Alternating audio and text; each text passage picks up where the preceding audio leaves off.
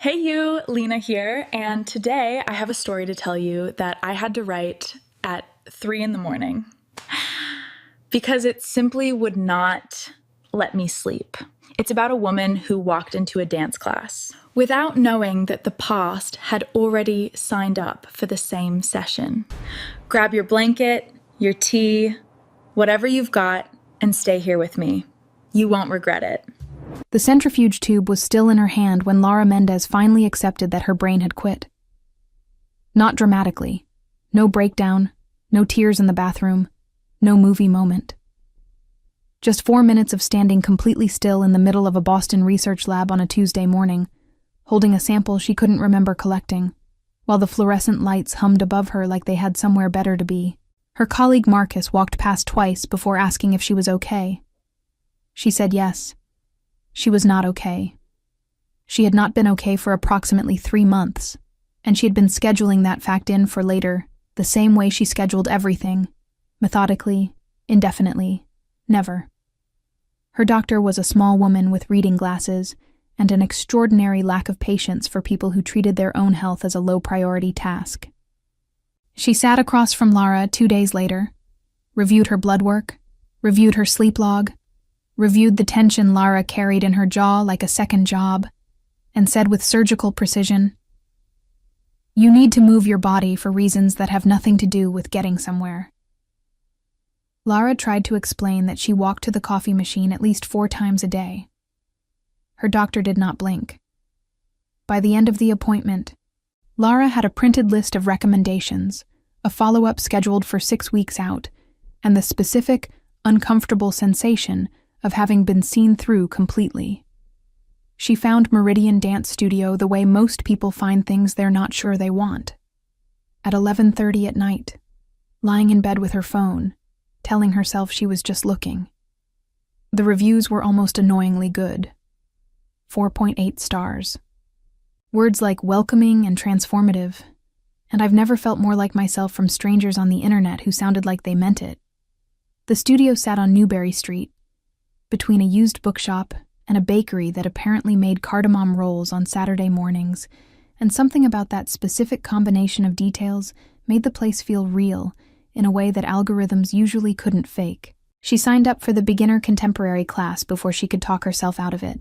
Then she stared at the confirmation email for 6 minutes and went to sleep. Renata Oliveira found out the next morning, approximately 11 seconds after Lara mentioned it in passing, and enrolled herself in the same class before Lara finished her sentence. That was Renata's way, not asking, just arriving, with full commitment and zero apology. They had been best friends since freshman year of college, long enough for Lara to know that Renata's moral support was a category that included showing up uninvited, timing things on her phone for evidence, and narrating whatever was happening with the enthusiasm of a sports commentator. Lara found this exhausting about 30% of the time, and quietly irreplaceable the other 70%. She told Renata not to make this weird. Renata promised she wouldn't. Neither of them believed her. Hey, stepping out of the story for just a second. If this is your first time here, this channel is where stories like this one live, the kind that get under your skin a little. If that sounds like your kind of thing, subscribing takes 2 seconds. And means you'll actually be here when this gets good. And drop a comment right now. Have you ever walked into a room and found someone you thought was gone for good? Because Lara is about 2 minutes away from exactly that. Okay. Back to Newberry Street. The studio door was heavier than it looked. Warm light pressed against the fogged glass from the inside, and for a moment, Lara just stood on the sidewalk, collar up against the November air, watching shadows move through the condensation. Renata timed her. 3 minutes and 14 seconds, apparently, before Lara pushed the door open, a fact Renata would reference at every available opportunity for the foreseeable future. Inside, the lobby smelled like hardwood and something faintly botanical, and the ceiling was high and uneven in the way of buildings that had been other things before they became themselves. A hand-painted schedule covered one wall. Shoes lined the entrance in pairs. The whole place had the texture of somewhere that had earned its reputation slowly, without trying to. The beginner's contemporary class met in Studio B, A medium-sized room with one full mirrored wall, a bar along the left side, and afternoon light coming through 2 high windows. 6 other students were already there when Lara and Renata arrived. A range of ages, a range of energy. One man in the front row already doing something with his hips that looked like a personal decision Lara respected but could not endorse. She positioned herself in the back right corner with the deliberate casualness of someone pretending they hadn't calculated the optimal location in the room. Renata took the spot beside her and immediately started stretching with the ease of someone who had never once been self-conscious about anything. Lara was checking her phone, not because anything was on it, but because it gave her hands something to do. When the room shifted. Not loudly, not dramatically. The way rooms shift when something changes at the front of them, and everyone registers it at once before anyone can explain why. She looked up. The instructor had come in through the side door, barefoot, dark hair pulled back, moving through the space with the unhurried ease of someone who had never needed to announce themselves in a room. She set her bag down, turned to face the class, and smiled. The real kind, the kind that doesn't perform itself, and said, "Hi everyone, I'm Sophia. Nobody's going to be perfect in here, and that's the whole point." The name landed somewhere between Lara's sternum and her stomach. She did not move. Beside her, Renata was already nodding enthusiastically at the introduction, already charmed, already on board. Lara was somewhere else entirely, standing in a high school classroom in Austin, Texas 10 years ago, where a girl named Sophia Reyes used to leave pale yellow sticky notes on the corner of her desk with song recommendations she had never asked for and had never once been able to throw away. The woman at the front of the room had the same eyes, the same way of holding a room's attention without reaching for it, the same quiet that felt like it had weather inside it. Sophia worked through the clipboard slowly, calling names, and Lara had exactly the length of the attendance list to decide whether to stay or invent a knee injury, convincing enough to exit with dignity. She was still deciding when Sophia reached the M's, looked up, and stopped. The recognition moved across her face the way light moves when a cloud shifts, gradually, undeniably, and then all at once. For one full second, nothing in the room existed except the distance between them and the 10 years sitting in it. Then Sophia smiled, small, private, the kind that keeps something back, and looked down at her clipboard. "Lara Mendez?" The voice was steady, professional, completely impossible.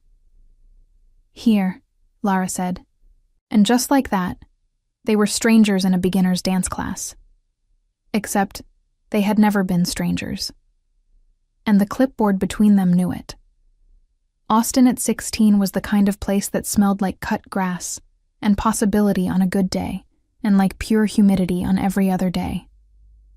Lara Mendez moved through it the way she moved through most things, efficiently, quietly, with her feelings filed somewhere no one could access without an appointment.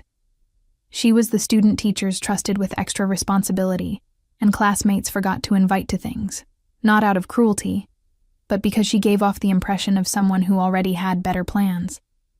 She didn't. She had color-coded notes and a playlist labeled Study Focus that was doing absolutely no studying. Sophia Reyes appeared in AP English junior year, like a frequency Lara hadn't known she was tuned to. She sat 2 rows back and 1 seat left, close enough to notice, far enough to pretend not to. She had a habit of tapping her pen against her notebook when she was thinking, a quiet, uneven rhythm that Lara started timing her own thoughts around without realizing it. She laughed at things other people missed. She read during lunch with the kind of focus that made the cafeteria disappear entirely around her, and Lara thought that was the most honest thing she had ever seen anyone do in a public school. The first sticky note appeared in October on a pale Tuesday morning. Lara sat down, opened her textbook, and found it in the corner of her desk. Small, yellow, 4 words, and an arrow. Phoebe Bridgers, motion sickness. No signature. But there was only one person in that classroom who paid enough attention to know Lara ran out of music before she ran out of work. She put her earbuds in right there in first period and spent the next 4 minutes staring at the same sentence while the song did something irreversible to her chest. She kept the note. It is currently in a shoebox under her bed in Boston. She is aware this is not normal behavior. It became a quiet, wordless exchange between two desks. Sophia would leave a note, Lara would listen, and then Lara would find a way to mention the song sideways. Never directly, because direct was a language she hadn't learned yet at 16. Sophia always understood anyway. She'd tilt her head slightly and file it away behind her eyes, and Lara would go home and add the song to her playlist and tell herself this was just what friends did. They weren't even friends yet. They were something without a name that felt more fragile and more certain than anything she could have put a label on. By November, they were talking, really talking, the kind that happens when you've already been in conversation for weeks without using words. They argued about books. They shared earbuds between classes. Sophia once spent 20 minutes explaining why a specific chord progression in an obscure indie song was secretly devastating, and Lara listened to the whole thing with the focused attention she usually reserved for research papers. And when it was over, she understood both the chord and the problem. She was not going to survive this. She knew that by Thanksgiving. She did what she always did with information she wasn't ready to process, organized it into silence and kept going. The week before winter break, Sophia's desk was empty on a Monday, then Tuesday. By Wednesday, it had that specific weight to it, the kind absence gets when it stops being temporary. A mutual acquaintance mentioned it on Friday, casually, between classes, like it was weather. Sophia's family had moved. Her father had taken a position in Europe. They'd left over the weekend. Just like that. No goodbye. Not even a yellow sticky note. Lara finished junior year. She went to prom. She got into Boston University on early decision and built an entire life out of forward motion, which is what you do when you're 17 and you don't have the language for what you lost. She became a biomedical researcher who solves problems with evidence and logic. She has a 5-year plan and a skincare routine and an excellent relationship with her own silence. She had not thought about Sophia Reyes in "This was a lie she told smoothly and often, a very long time." The class was 45 minutes. Lara spent the first 20 of them focused on her feet with the intensity usually reserved for grant applications. Sophia taught the way she apparently did everything, with quiet authority that didn't need to raise its voice. She broke down each movement slowly, gave corrections without judgment, and had the particular ability to make a room full of self-conscious adults forget they were being watched. Renata picked up the choreography in approximately 4 minutes and spent the rest of the time shooting looks in Lara's direction that Lara was professionally ignoring. Halfway through class, Sophia moved through the rows doing individual corrections, and Lara had exactly the time between 2 counts of 8 to prepare herself. Sophia stopped beside her, not in front, beside, close enough that Lara could hear her exhale settle before she spoke. "Your shoulders are carrying something," she said quietly. "See if you can let them fall." It was anatomically accurate, completely professional, and delivered in a tone so careful and unhurried that it had no business doing what it did to the air between them. Lara let her shoulders drop. Sophia nodded once, like that was exactly right, and moved on. Lara stared at the mirror for the rest of the exercise. Behind her reflection, Sophia was already across the room, correcting someone else's posture with the same calm attention she gave everything. And Lara stood there thinking about October, and yellow paper, and the specific cruelty of a universe that waits 10 years to finish a sentence, then drops the ending in a dance studio on a Thursday afternoon like it's nothing, like it hadn't been sitting in a shoebox under her bed the whole time. The recital announcement happened on a Wednesday, which Lara would later identify as the exact moment her life made a decision without consulting her. Sophia stood at the front of Studio B with a printed flyer and the kind of measured calm that suggested she had already thought through every possible reaction in the room. Meridian Dance Studio, she explained, was 6 weeks away from closing. The landlord had doubled the rent. The owner, a 70-year-old woman named Gloria, who had been teaching ballet in Boston since before most of her students were born, had one option left: a public recital, ticketed with enough visibility to attract a small arts grant the studio had applied for twice and never received. Every class would contribute a piece. The beginner contemporary group was not exempt. The room absorbed this in stages. Someone asked about costumes. Someone else asked about refunds if the studio closed anyway. Renata, with characteristic efficiency, asked how many tickets each student was expected to sell. Lara said nothing. She was doing the math. 6 weeks, 0 dance experience, a recital in front of a live audience, and arriving at conclusions she didn't enjoy. Sophia answered every question patiently, and then she looked down at her clipboard and said, almost as an aside, that the beginner piece would need a central partnership. 2 people. A lead and a mirror.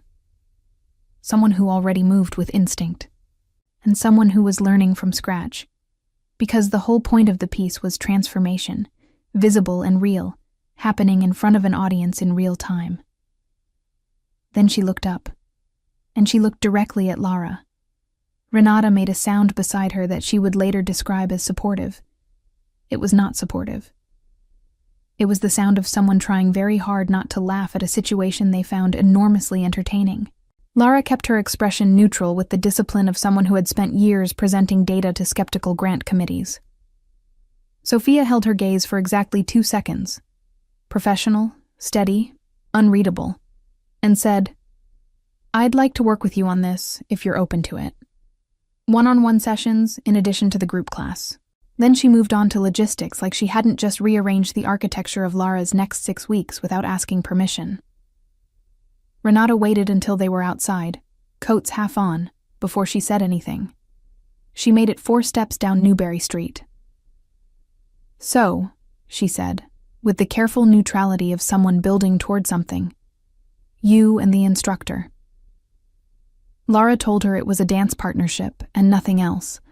Renata said, of course, absolutely. She completely understood that. Then she was quiet for almost an entire block, which was unusual enough that Lara glanced over. Renata was wearing the expression she wore when she was assembling a theory. Eyes slightly narrowed, mouth doing something patient. "You went very still when she walked in," Renata said finally. "The first class. You do that thing with your jaw when something catches you off guard." Lara told her she didn't have a jaw thing.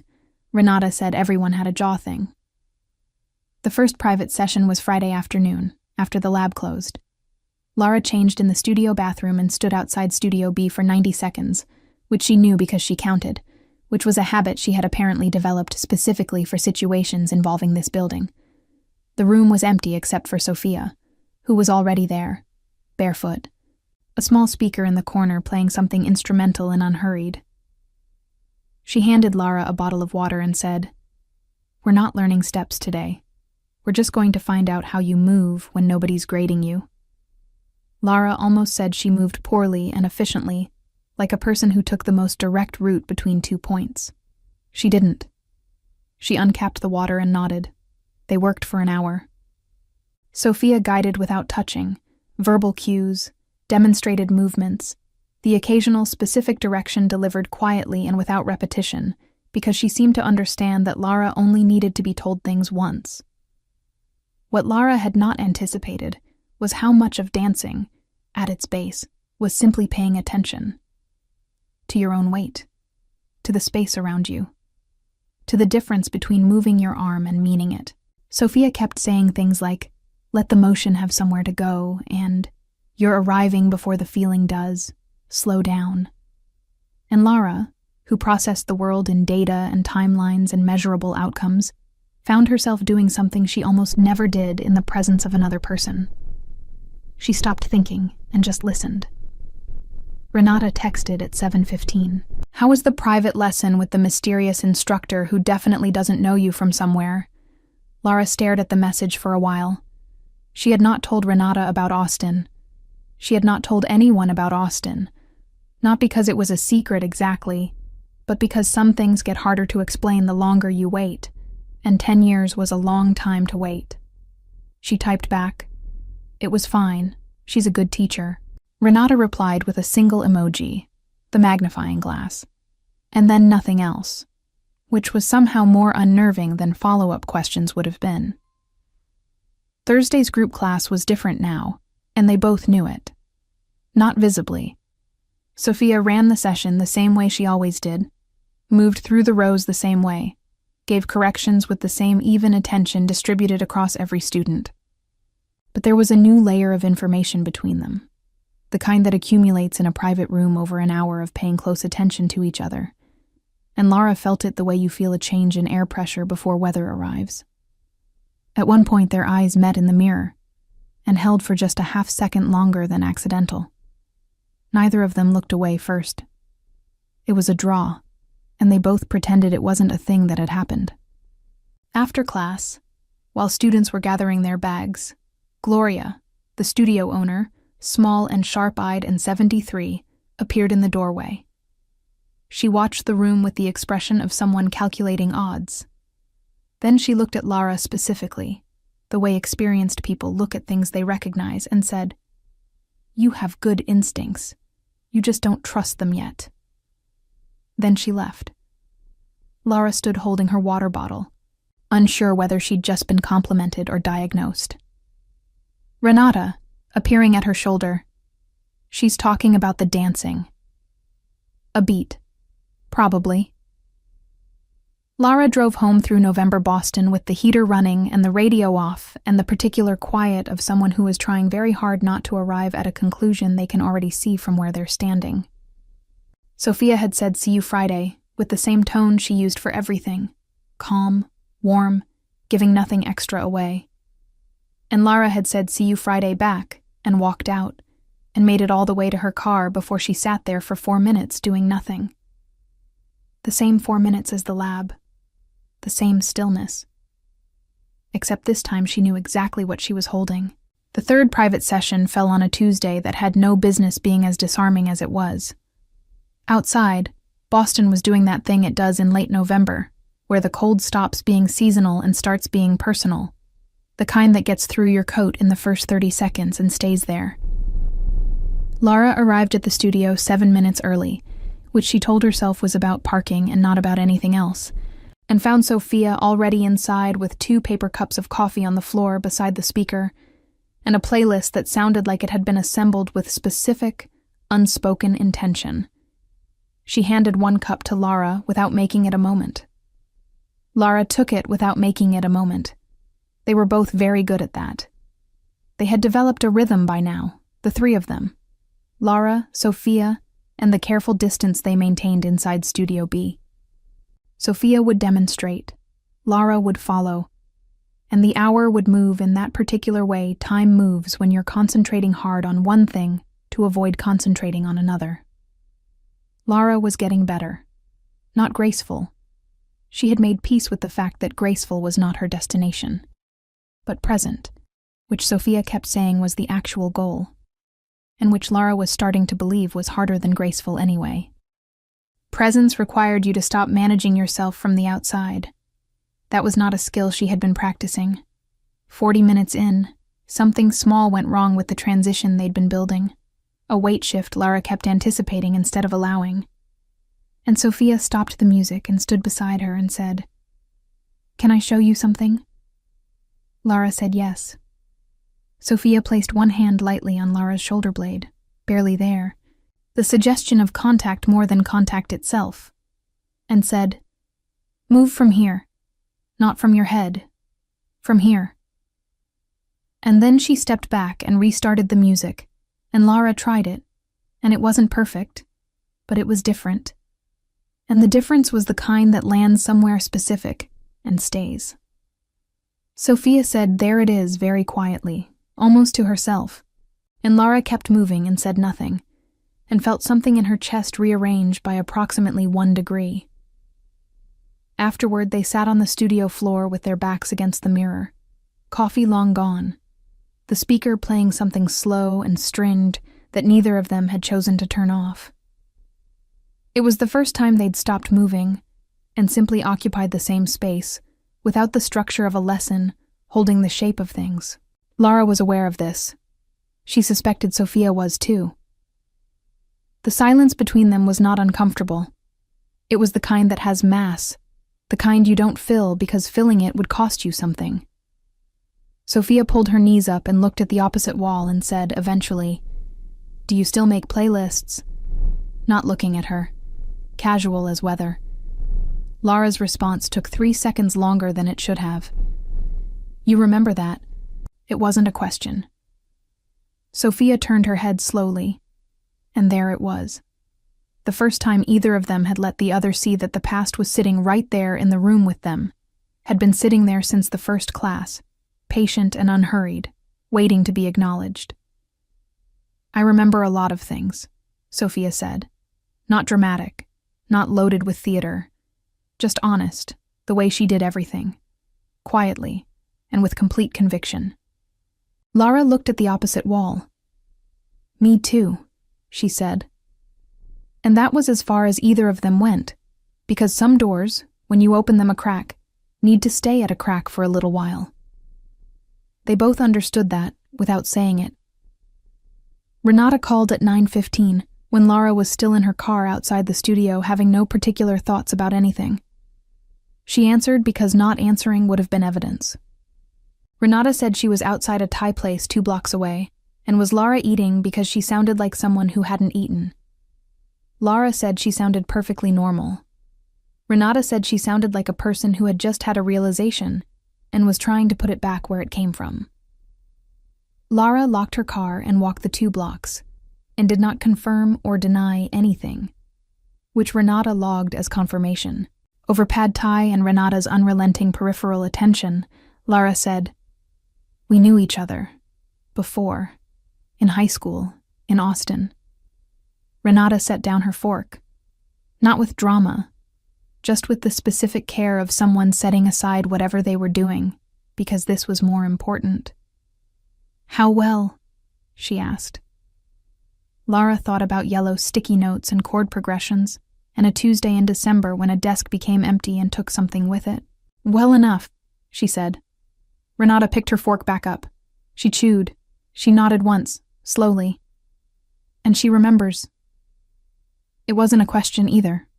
Lara said, "She remembers." Renata said, "Okay." And then, remarkably, she left it there, which was the most loving thing she had ever done. The next group class had 17 minutes of choreography that required Lara and Sophia to work in parallel. Not together, but close, facing the same mirror. Movements designed to echo each other with a half-beat delay. It had been written into the recital piece before any of this was anything. Lara knew that. It was blocking. It was choreography. It was entirely logistical. She knew that too. She watched Sophia in the mirror, and Sophia watched her own reflection, and somewhere in the gap between those two things, the half-beat delay started to feel less like choreography and more like a conversation happening in a language she was only just learning to read. Renata, 3 spots over, was not watching her own reflection at all. Gloria appeared in the doorway again at the end of class, arms crossed, watching the run-through of the full beginner piece with the evaluating stillness of someone who had seen several thousand hours of people dancing and knew within seconds what was real and what was performed. Afterward, she said nothing to the group, just nodded once, which Sophia received with a small smile that suggested it meant more than it looked like. Then Gloria's eyes moved to Lara, briefly, with that same quality of recognition from before, and she said, 6 weeks goes fast. Then she was gone. Renata leaned over and whispered, "She's definitely not just talking about the recital." Lara whispered back that she needed to focus. Renata whispered that focusing was exactly what she was doing. The walk to the parking lot was cold and bright under the streetlights, and Sophia fell into step beside Lara for half a block before their paths would diverge. Completely naturally, the way it happens when 2 people have been occupying the same space long enough that proximity stops requiring explanation. They talked about nothing. The weather, the recital timeline, whether the cardamom rolls from the bakery next door were worth the line on Saturday mornings. Sophia said they were worth it without hesitation, which tracked because she had never once seemed uncertain about small things. Only large ones. Only the ones that mattered. At the corner, she said goodnight and turned left, and Lara stood there for a moment watching the space she'd left in the cold air before turning right. It was not a long moment, but it was a specific one, the kind you catalog without meaning to and find later, unexpectedly, when you're looking for something else entirely. The email arrived on a Monday morning, copied to every student enrolled at Meridian. Lara read it at her desk between 2 meetings, holding her coffee with both hands, and read it twice because the first time her brain refused to process it as real. The arts grant had been denied. Not deferred, denied, with a form response that cited insufficient community engagement metrics and a funding reallocation toward larger institutional programs. Gloria had written the email herself, which you could tell because it was direct and short and contained exactly 1 sentence that wasn't administrative. I want you all to know that this studio has meant everything to me, and I have not given up. Lara sat with that sentence for a long time. Then she forwarded it to Renata with no comment. Renata replied, "Oh no. Then, is she okay? Then, are you okay?" The group class that Wednesday had a different texture. Everyone had read the email. Nobody brought it up directly, which was its own kind of heaviness, the kind that sits in the corners of a room and makes people move a little more carefully. Sophia ran the session without acknowledging the elephant, which Lara suspected was a deliberate choice rather than avoidance. She pushed them harder than usual, not unkindly, but with a specificity that said, "This matters. Do it like it matters." The recital piece was coming together in fragments, each section gaining weight it hadn't had 2 weeks ago. Lara hit the transition she'd been struggling with 3 times in a row without thinking about it, which was exactly when you knew something had moved from learned to understood. Sophia noticed. She said nothing. The small nod she gave was enough. After class, Lara stayed behind to ask about the grant. She hadn't planned to.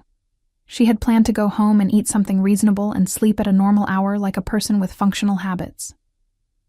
But Gloria was there, sitting in the lobby in her good coat, and something about the image, this 73-year-old woman in her good coat in the lobby of her own studio like a guest waiting to be received, made Lara stop walking and just ask.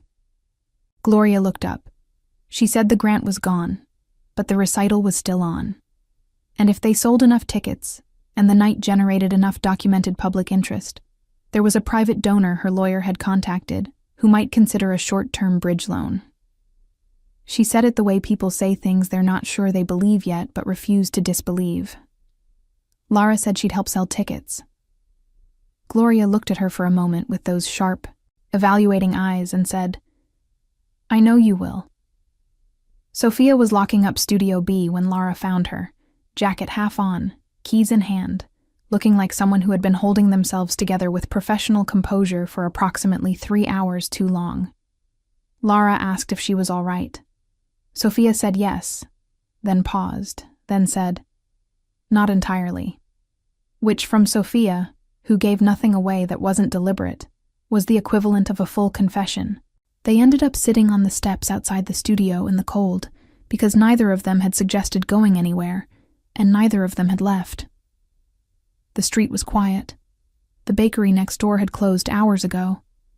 Sophia sat with her elbows on her knees and looked at the pavement and said she had come back to Boston specifically for this studio, that Gloria had offered her the position 2 years ago, and she'd taken it because she needed something that felt like it was worth building. Lara listened, and did not ask the question sitting just beneath that sentence. Sophia didn't offer the answer yet, but she looked over briefly, and Lara understood that the answer existed and was being held carefully, for later. Renata texted at 10:47. "You're still there, aren't you?" Lara did not reply, which was a reply. She got home at 11:15, later than she'd been out on a weeknight in months, and sat at her kitchen table without turning on more than one light. The logical part of her brain, the part that ran on evidence and measurable outcomes and the kind of clarity that comes from sufficient sleep, was filing a series of complaints, She was behind on a research report. The recital was in 3 weeks. She had somehow become emotionally invested in the survival of a dance studio she had entered for the first time 22 days ago, and she was sitting in the dark thinking about a woman on cold steps who had said not entirely like it cost her something, and the specific way Sophia's shoulder had been close to hers without closing the distance. And Lara was fairly certain she was in a situation she had agreed to without reading the terms. The Friday session was strained in a way their sessions hadn't been before, not between them, but inside each of them separately, which was its own kind of difficult. Lara arrived and could tell immediately that Sophia had not slept well. She didn't say so. They ran the piece from the top and it was good, technically. Lara had stopped anticipating the transitions and started moving through them, which was the difference Sophia had been building toward. But the room felt like it was holding its breath. 20 minutes in, Lara missed a mark she had landed every time for a week, and she stopped moving and pressed her hands against her thighs and said, "I don't want this place to close." Sophia stopped the music. She stood very still for a moment. Then she said, "Neither do I." Simple and direct, like everything she said, but carrying the weight of both the studio and something larger that neither of them were naming yet.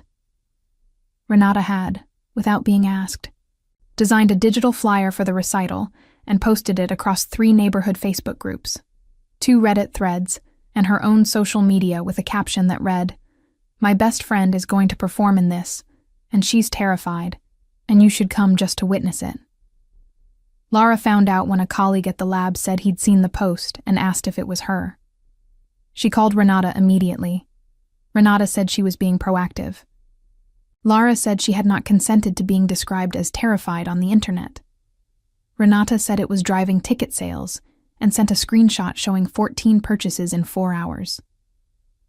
Lara stood in the hallway of her research building, holding her phone and experiencing the complicated emotional state of being furious and grateful at the same time, which was a feeling Renata had been generating in her since 2018 and showed no signs of stopping.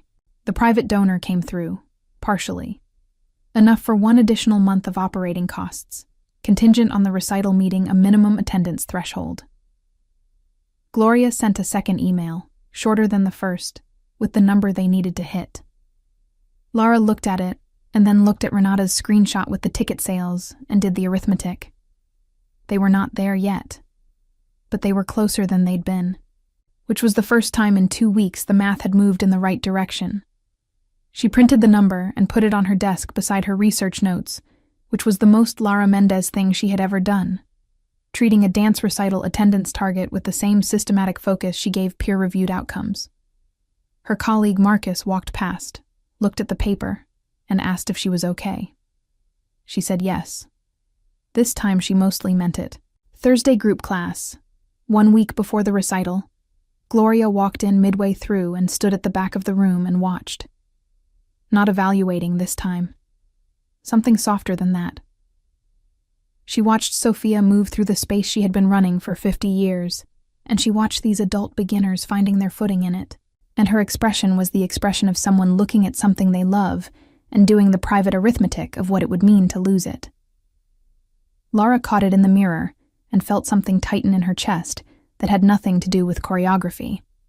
After class, without planning to, she went to Gloria and said she was going to reach out to 3 local journalists she knew through the university about covering the event. Gloria looked at her the way she'd been looking at her since the beginning, like she was reading something that kept confirming what she'd already suspected. "You're going to be fine," Gloria said. Lara assumed she meant the recital. She wasn't entirely sure. The session ended. The students filed out. Sophia walked Lara to the door, the way she had started doing without either of them making a decision about it.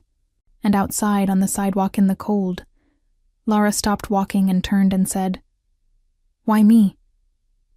Sophia looked at her, not confused, because Sophia was never confused about what was being asked, only sometimes careful about answering.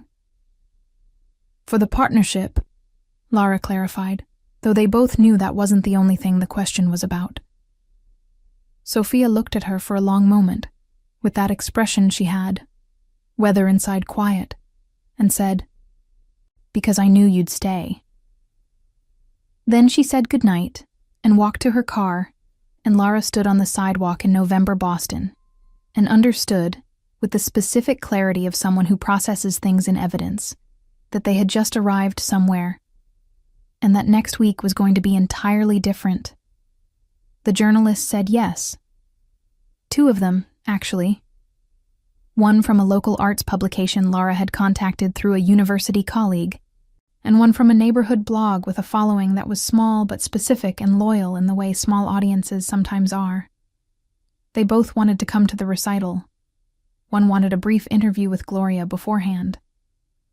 Lara passed the information to Sophia on Friday morning via text, which was the first time they had texted about anything other than session logistics, and Sophia's response was 3 words: "Gloria is going to cry." Then, after a pause, "Thank you, Lara." Lara read it twice, set her phone face down on her desk, and stared at her research notes for 4 minutes without reading them. Marcus did not ask if she was okay this time. He had learned.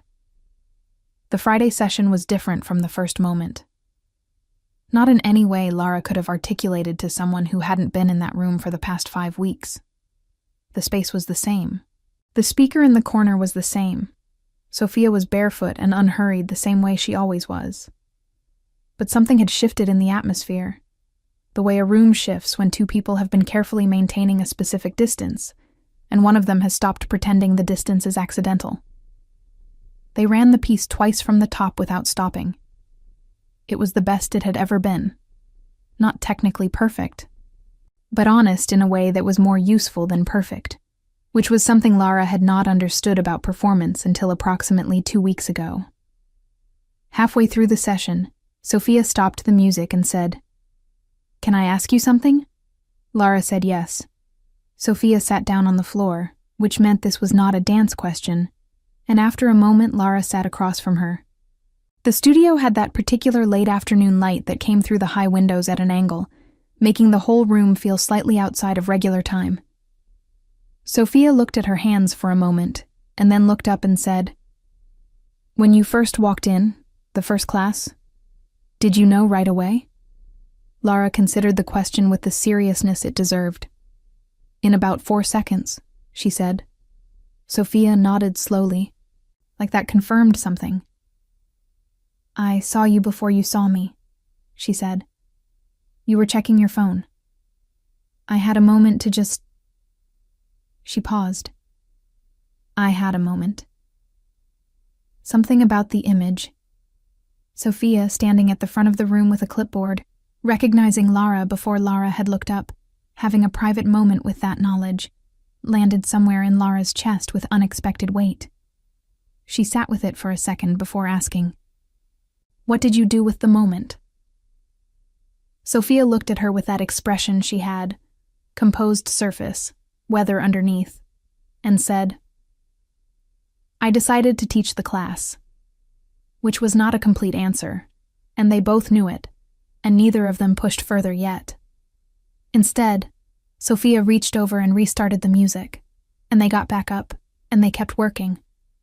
And the unfinished answer stayed in the room with them like a third presence, patient and unhurried.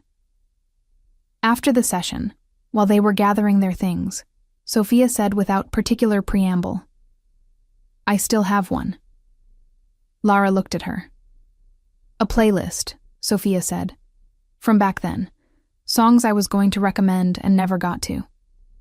She set it to her bag, not to Lara, with the particular care of someone releasing something they've been holding for a while, and aren't entirely sure they meant to release yet. The studio was quiet. The speaker had stopped. Lara thought about a shoebox under her bed in an apartment 6 blocks away, containing a pale yellow square of paper that she had moved across 4 addresses and never once considered throwing away. "I still have the notes," she said. Sophia went very still. Not dramatically, just the specific stillness of someone receiving information they had wondered about for a long time without letting themselves wonder too loudly. They walked out together into an evening that had gotten colder while they weren't paying attention, and somewhere between the studio door and the corner where their paths split, Sophia said, I want to tell you something, and I need you to just let me say it without responding immediately, because I've been working up to it. Lara stopped walking. Sophia stopped beside her. A couple passed them on the sidewalk. A cab went by. The city continued at its own pace around two people who had stepped briefly outside of it. Sophia looked at the middle distance for a moment, the way she looked when she was finding the right words. And then she looked at Lara directly and said, "Leaving Austin without saying goodbye to you was the thing I thought about the longest. My dad told us on a Thursday. We left on a Sunday. I wrote you something. 3 different versions. I didn't send any of them because I was 16, and I didn't know how to say what I was actually trying to say. But I want you to know, I tried." The cold was significant. Lara's coat was good, but not good enough for standing still on a Boston sidewalk in late November, and she was aware of this in a distant way that didn't move her. She thought about a Friday in December, and a desk that had weight in its emptiness, and a girl who had made her feel legible in a way nobody before or since had quite managed. She thought about 3 versions of a letter that existed somewhere, and were written for her, and that she would never read. She said, "I would have written back." Sophia smiled. Not the small private one she kept for things she wasn't ready to share, but a different one, fuller, the kind that reached her eyes slowly. "I know," she said. "That's why it was hard to not send them." Renata had left approximately 7 text messages in the past 2 hours, which Lara read in sequence in the cab home like chapters of a novel. Mild check-in, followed by light concern, followed by a joke, followed by a more direct inquiry, followed by a voice memo that Lara did not play until she was inside her apartment with her coat still on. In the memo, Renata said, "Okay, I know you're going to tell me nothing happened, and it was just a session, and she's just your teacher, but I need you to know that I have watched you go through 3 years of grad school, and 2 research positions, and 1 very ill-advised situationship. And I have never once seen you look at anything the way you look when you're about to leave for that studio. So, just think about that. Okay, love you, bye." Lara played it twice. Then she sat on her kitchen floor with her coat on and thought about it.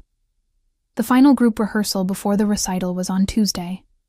Gloria was there the entire time, which was unusual. She usually appeared at the end. She sat in the corner chair and watched with her hands folded and her good posture and that quality she had of being both entirely present and somehow slightly elsewhere, the way people are when they're watching something with the knowledge that it's finite. The piece had become something real in the past week. Lara could feel it in the room, the way the group moved differently when something stops being practice and starts being the actual thing. At the end of the run-through, Gloria stood and said, "That's it. That's what we needed. Nothing more." Sophia caught Lara's eye in the mirror and held it for a moment.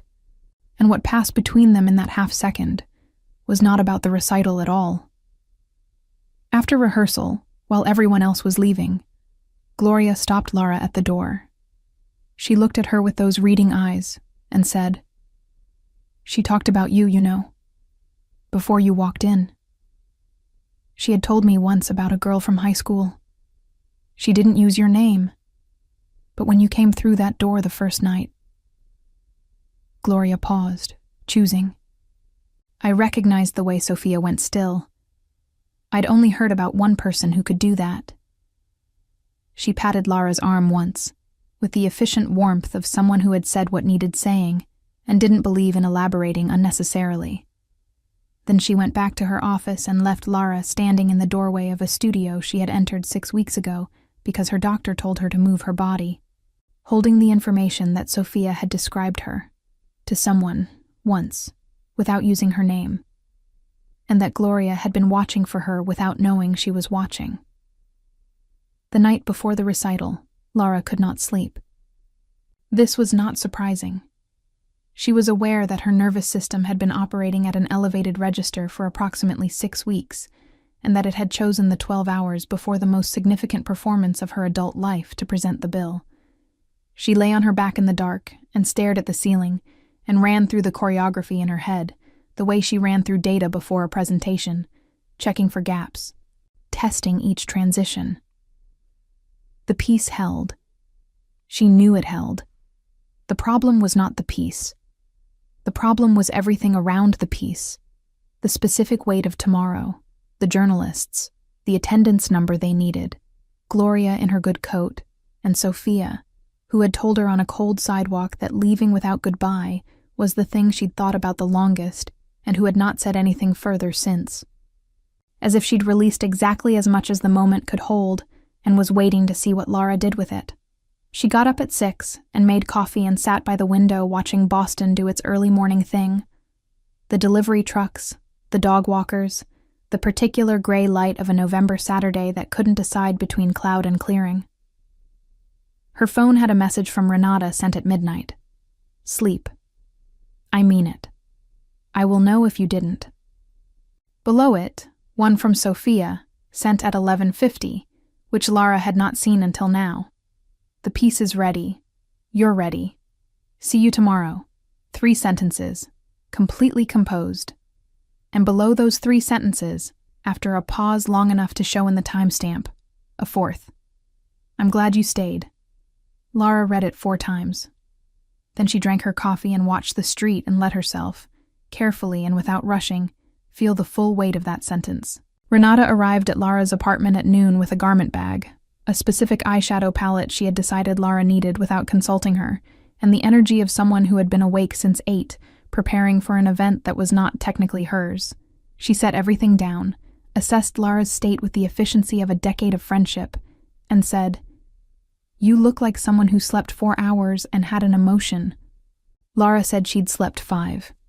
Renata said that was worse somehow.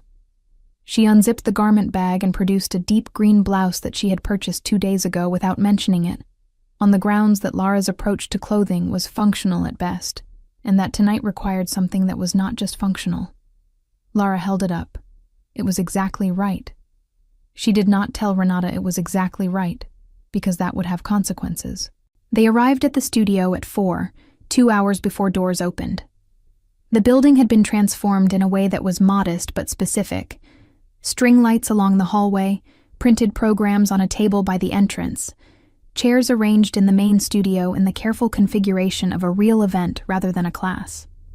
Gloria was there already, directing 2 students who had volunteered to help, moving through the space with the brisk authority of someone who had been running productions in this room for 50 years and was not going to be sentimental about it until everything was in place.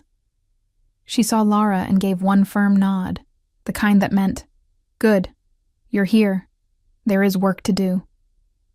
Lara got to work. Sophia appeared at 4:30 in a way that made the room reorganize slightly around her presence, which Lara was beginning to understand was simply what Sophia did to rooms. She went through final logistics with Gloria, checked the speaker setup, ran a brief warm-up with the group in Studio B. She was calm in a way that had texture to it, the calm of someone who had prepared thoroughly and was now simply inside the thing rather than approaching it. She caught Lara's eye during warm-up and held it for a moment and said nothing, which said enough. Lara felt her shoulders drop by that specific half-inch they'd been dropping for 6 weeks, and this time she noticed it happening, which was its own kind of progress. The house filled steadily from 6 o'clock. The attendance number they needed was 212. By 6:40, Renata, who had positioned herself near the entrance with her phone and the focus of someone running an operation, texted Lara, 198. Then at 6:50, 207. Then, 4 minutes before the program began, 219. Gloria doesn't know yet. Tell her after. Lara read the last message standing in the hallway outside Studio B in her green blouse with her heart doing something irregular and mathematical, and she folded the information carefully and held it for later, because some things are better given at the right moment than the accurate one. The journalist from the arts publication was in the 3rd row. The one from the neighborhood blog was in the back with a small camera. Gloria sat in the front with her hands folded, her good posture, and an expression that was almost but not quite composed. The other pieces went first. The intermediate group, 2 advanced students, a solo by a teenager who had been with Gloria since she was 4, and moved like she had been built for it. Lara watched from the wings and breathed, and did not think about anything except the sequence, the weight shifts, the transitions she had practiced until they stopped feeling like steps and started feeling like decisions. Beside her, Sophia stood with her arms loosely at her sides, not fidgeting. Just present in that way she was present in everything. At one point, in the dark of the wings, Sophia's hand found Lara's briefly. Not a hold, just a touch, fingers against fingers for 2 seconds. The way you reach for something solid when the ground is about to move. Then she let go. Lara exhaled. They walked out into the light, and the room settled into the particular quiet of an audience that has decided to pay attention. The music started, that same unhurried stringed thing from the studio, which Lara now understood had been chosen specifically, had been waiting in Sophia's playlist since before any of this was anything. They moved. Lara did not think. She did what she had spent 6 weeks learning to do. She moved from her shoulder blade, from the place Sophia had shown her, from somewhere below the part of her that managed everything from the outside.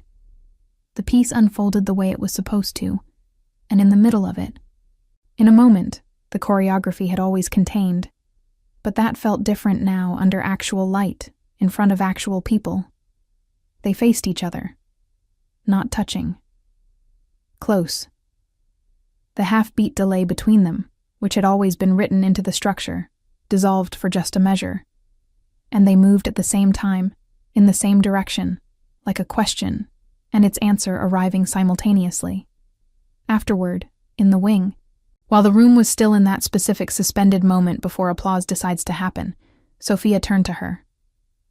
Her expression was the one Lara had been cataloging for 6 weeks, the composed surface, the weather underneath, except that this time, the weather was at the surface too, fully visible, not being held back.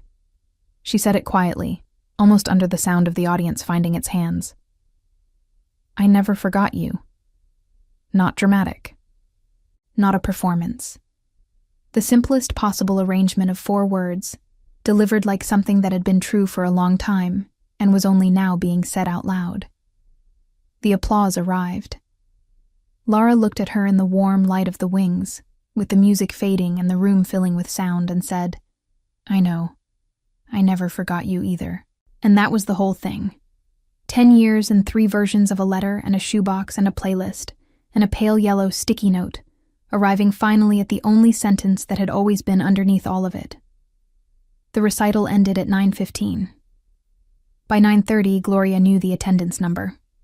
Renata had told her, not subtly, because Renata did not have a subtle gear, but with the specific warmth of someone who understood that some news deserved to be delivered directly and without preamble. Gloria stood in the lobby, holding the number on a folded piece of paper that Renata had written it on for reasons that were entirely Renata, and she read it twice, and then she stood very still for a moment with the paper in both hands. She did not cry, which Lara had expected. She did something quieter than crying. She simply closed her eyes for 3 seconds, and when she opened them, she looked like someone who had just set down something very heavy and was deciding how to stand without it. She folded the paper and put it in her coat pocket and said, Good. Good. Then she went to find the journalist. The private donor had been at the recital. Lara hadn't known this until afterward. When Gloria's lawyer appeared at the reception with the particular expression of someone delivering good news they've been holding all evening, the donor, a woman in her 60s who had apparently studied dance in this building as a teenager in the 80s and had never quite stopped thinking about it, had decided during the performance. Not the bridge loan. A 2-year commitment, renewable, contingent on quarterly programming reports that Lara suspected Gloria would file with the thoroughness of someone who had been waiting 50 years to prove the studio's value on paper. Sophia found out standing next to Lara at the reception table and went very still, in the way she went still when something landed bigger than she'd prepared for. Then she exhaled and said, very quietly, Okay. Just that. Lara understood it completely. The reception lasted until 11. Renata spent most of it talking to one of the advanced students with the focused attention she usually reserved for people she found genuinely interesting, which was either a good sign or a warning depending on how you looked at it. Gloria moved through the room receiving congratulations with a graciousness that had nothing performative in it, the real kind. The kind that comes from people who have been doing something long enough to know the difference between a good night and a significant one, and understand that this was the latter. The journalist from the arts publication stayed until 10:30 and left with 3 pages of notes and Gloria's phone number. The one from the neighborhood blog posted a photo before he'd even left the building. Lara saw the notification and showed it to Sophia without commenting. Sophia looked at it and smiled, the full one, the one that reached her eyes slowly, and handed the phone back. They were the last ones out, which happened without either of them engineering it. Sophia locked up while Gloria said her goodbyes at the door, and Lara waited in the lobby because leaving felt like the wrong punctuation for the night.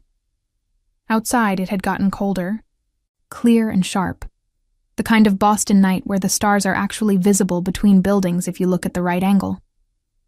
They stood on the sidewalk, the same sidewalk where Sophia had told her about 3 unsent letters, where Lara had stood watching the space Sophia left in cold air, where they had been carefully not saying the thing they were saying for 5 weeks, and the city was quiet enough that their own breathing was audible. Not heavy, just present, just real. Sophia said, "Can I ask you something I should have asked 6 weeks ago?" Lara said yes. Sophia looked at her directly, with no distance between what she was feeling and what her face was showing, and said, "Can we start from here? Not from Austin, not from the first class, just from right now, from this sidewalk, forward."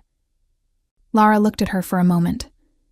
This woman who had left pale yellow sticky notes and 3 unsent letters and a playlist of songs she'd never gotten to recommend, who had picked Lara out of a room full of people and said, "I knew you'd stay," who had moved through 6 weeks of careful distance with the patience of someone who understood that some things need to be earned rather than rushed.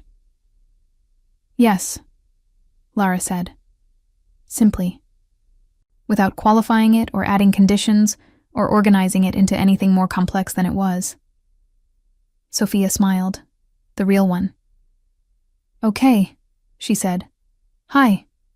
Lara laughed, genuine, unguarded, the kind that happens before you can manage it. "Hi," she said back. They walked to the corner together and kept walking past it, in no particular direction. Through November streets that were mostly empty and entirely theirs for the length of a conversation that had been 10 years in the making and felt, now that it was finally allowed to happen, remarkably easy.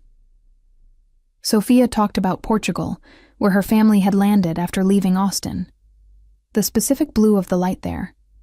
The way she had found dance almost by accident in Lisbon at 18 when she needed something that was hers alone. Lara talked about the lab, about what it felt like to spend years building towards something incremental and invisible, and why she had stopped being able to feel the point of it. They talked like people who had already done the hard work of knowing each other, and were now simply filling in the years between. The cold was not a problem. Neither of them mentioned it. Renata texted at 11:45. "I'm taking a cab. You're welcome. Don't do anything I wouldn't do, which gives you enormous latitude." Lara showed Sophia the message because it required no explanation, and also because sharing Renata was something she had been doing for a decade, and it turned out Sophia found her immediately, completely funny in the specific way people do when they recognize a type they've encountered before and appreciate. "She's been watching this whole time," Sophia said. "Since the first class," Lara confirmed. "She timed how long I stood outside the door." Sophia looked delighted by this in a way that reached her whole face. "How long?"